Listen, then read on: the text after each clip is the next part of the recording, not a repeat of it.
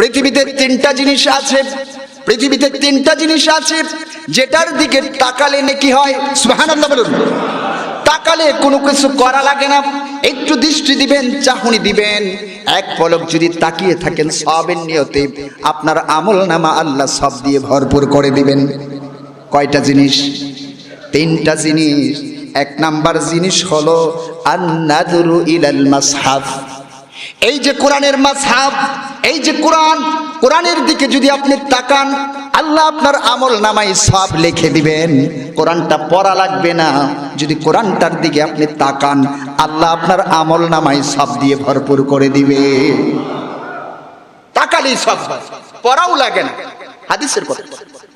Number 2 হলো আন-নাযরু ইলা ওয়াজহিল ওয়ালিদাইন। Number 2 হলো আপনার যে পিতামাতা আছে, নেক নজরে যদি আপনার পিতামাতার দিকে আপনি তাকান, আল্লাহ তাআলা আপনার আমল নামায় নেক দিয়ে ভরপুর করে দিবে।